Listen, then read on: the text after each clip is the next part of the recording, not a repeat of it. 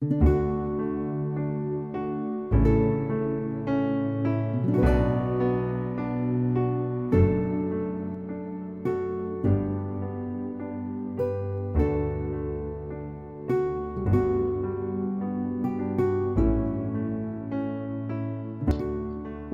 to our contemplative pause. As you see, I am not at Regina Rica. I am in a place called Hilom. Hilom in Tagalog means to pacify, to soothe. But Hilom in Cebuano is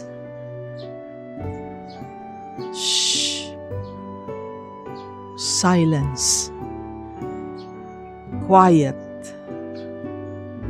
And so with hearts full of joy, because I brought you here in a place called Hilom, nakikita nyo dito yung sitwasyon ng mga bahay-bahay na ito. It's a very quiet place. Bahay kubo. That's always the case when we start our work. When we first started at Regina Rica, nasa bahay kubo lang rin kami.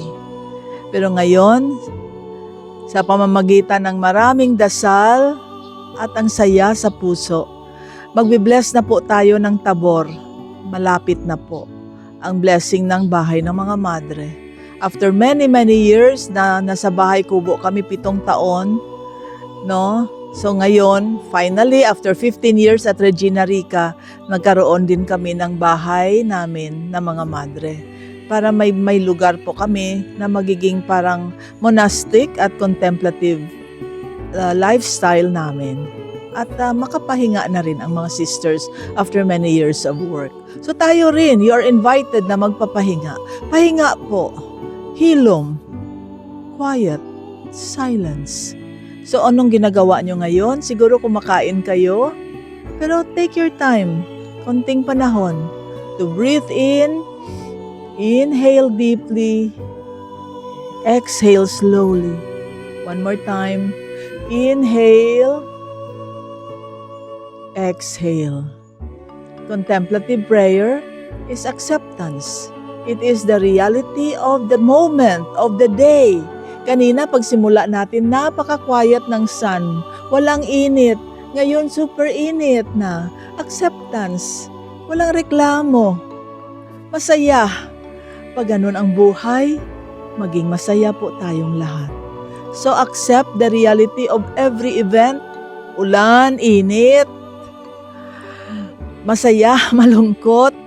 They are one, just one. And so thank God. Sa ngayong panahon, ang ganito ay hindi na nagsasabi, nagtuturo. No, kahapon napakaganda ng feeling ko na nakikita ko yung mga madre ko ay wala nang blame. Hindi kami nakakain doon sa isang lugar kasi walang restaurant doon. So, nag-travel pa kami another 1 hour just to be able to eat. Ganon naman talaga pag nagsisearch, nag-a-adventure. So, relax lang. Walang reklamo. Walang panahon na magsabi na, Lord, bakit ganito?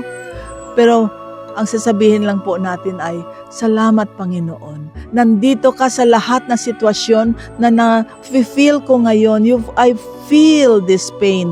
I feel this joy. Whatever it is, just thank the Lord for everything. Inhale deeply. Exhale slowly. May the Lord grant you a good night's sleep and a quiet evening. In the name of the Father, and of the Son, and of the Holy Spirit. Amen. Mga kapanalig, this is Sister Epi of the Dominican Sisters of Regina Rosarii, bidding you all a very pleasant good night.